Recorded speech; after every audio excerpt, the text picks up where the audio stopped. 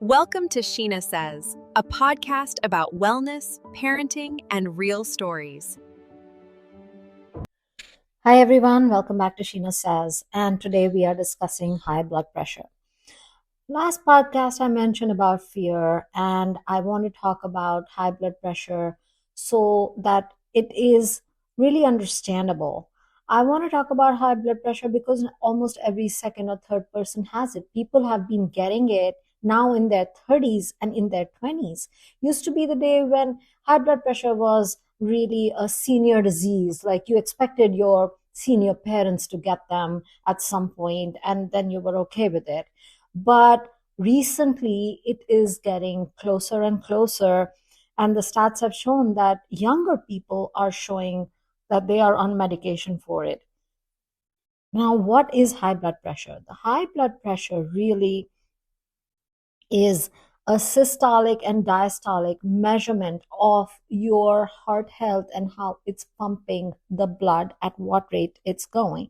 The systolic is the top number, which normally speaking, it should be 120 over 80. So the systolic is the 120, and that's the range that everybody goes by, that it should be 120 over 80. So the diastolic is the one that's at 80, which means if it is over 80, then it's elevated.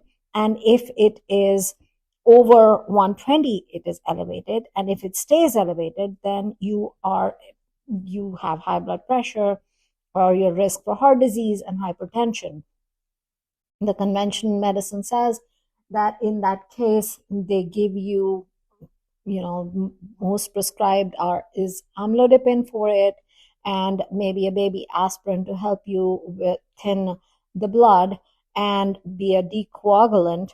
And the other ones are like you have lisinopril for managing the blood pressure. And these are all medications being given very, very recently, a lot, like to almost everybody.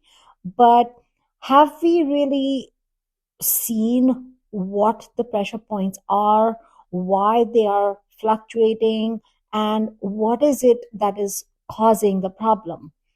Most important cause of high blood pressure is the rise in the systolic. And the systolic is rising because of stress. It's rising because of anxiety. So the systolic alone can rise, and it can fluctuate from anywhere from 110 to 150 at any given point if you are simply anxious or worried about something or fearful of something. So white coating the hypertension, where the minute your systolic rises that you have hypertension, is ridiculous. If you have only gone to the doctor to visit them once and they've taken your blood pressure in one sitting and it's on the high side, it could be that you're simply anxious by being at the doctor's office, which is very normal for most people. So them prescribing based on that one visit, I do not agree with.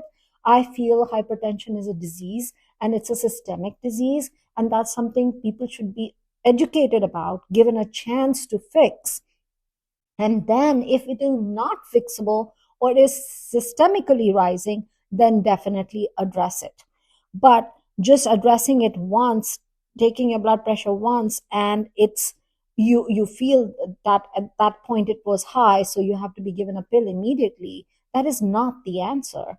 Even for us, I have a chart that I make everybody test their resting blood pressure and their active blood pressure, and follow the proper testing protocols where you're sitting and your elbow is at a right angle in a resting position, and you take it from the same arm, preferably the left one, and take it 2-3 times, average it out, and then write that down.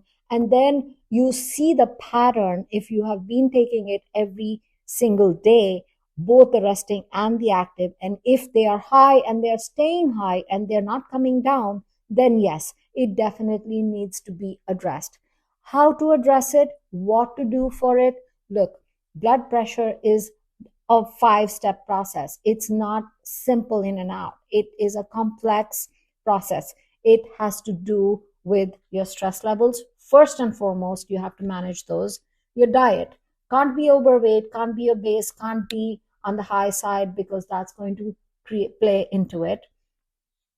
And you have to eat, low sodium, low sugar foods. So that part of the diet also has to be managed. You have to work out. Like I said, if you are heavier, your blood pressure will be on the higher side. That is very, very normal. Address it with the right supplements, and then make sure that your lifestyle supports that. Stress management, sleep management, dietary management, workout management. And after all that, if the blood pressure is still on the high side, then definitely you would need extra help. Now, how can you manage it? What is the best form of calming yourself? I would say use deep breathing, use meditation, use yoga. If your system is overloaded, then definitely help yourself with the Be Calm formula homeopathically. That has absolutely zero side effects, and it does not make you sleepy or groggy at all. So that will help you reduce the tension and the stress, whether it's from work, family, whatever the circumstances might be. Consciously be aware of the fact that the stress is affecting your blood pressure.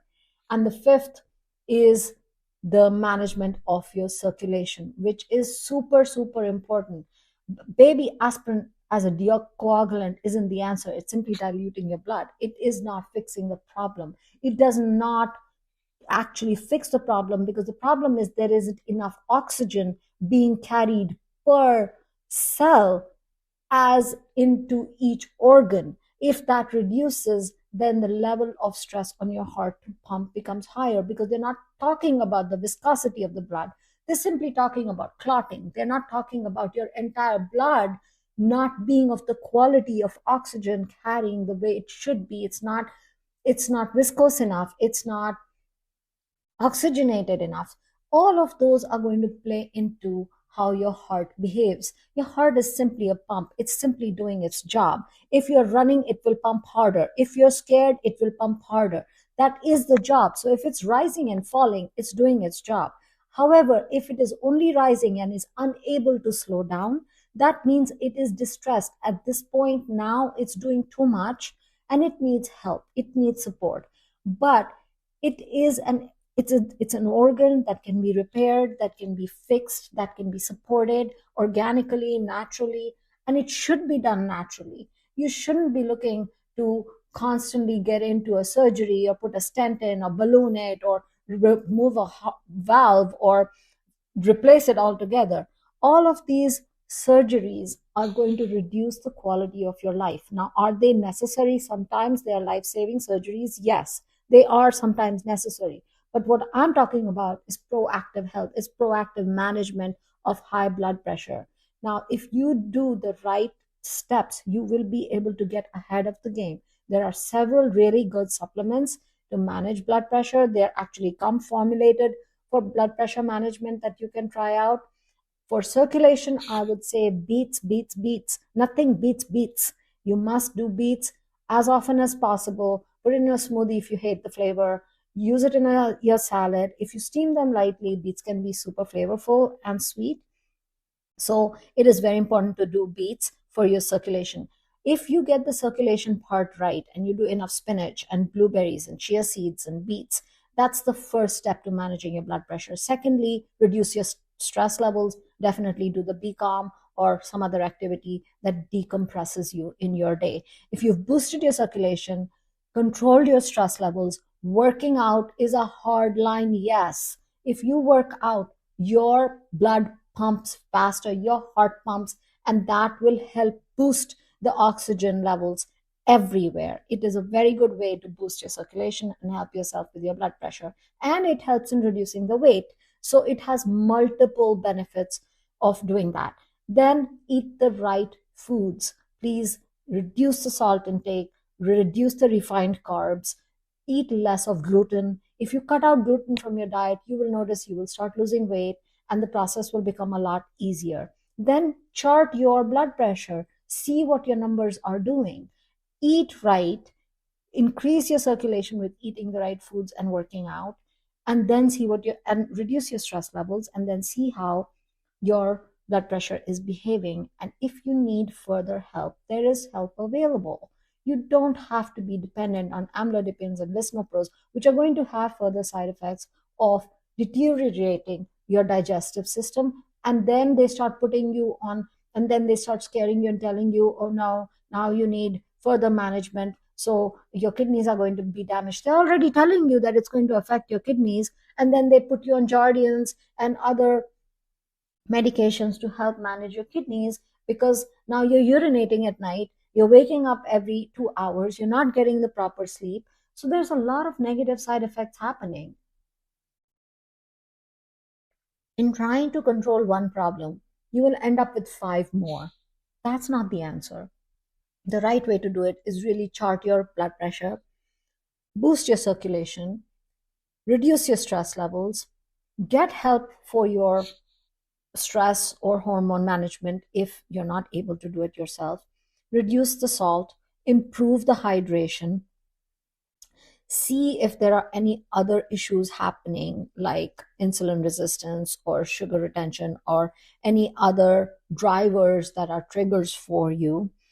Reduce the inflammation. Please try to use as much ginger garlic as possible in your diets. They are nature's anti-inflammatories. You cannot get enough of them. And then manage your thyroid. That is very important. It plays a huge role. Thyroid will manage how your circulation behaves in your body. So it is important to balance that, get the right amount of sleep, and reduce the amount of stimulants, because stimulants will also affect your blood pressure.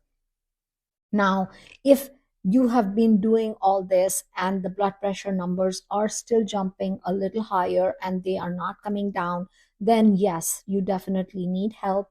Get the help that you need. You can do it naturally. Try that first. I would say make that your first stop. Do it holistically, do it alternatively. If you do Ayurveda, that's fine. You do homeopathy, that's fine. You want to try any other natural means, by all means, go for it. There are several blood pressure reducing supplements out there in the market that are really, really good.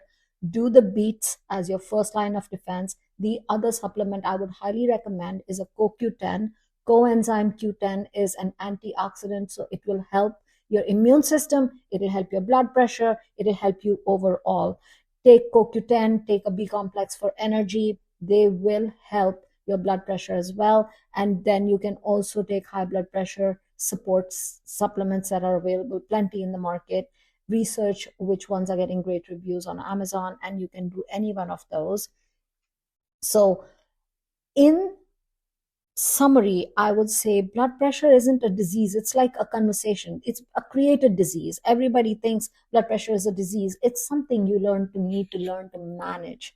It's something you need to learn to actually calm down, is what needs to happen.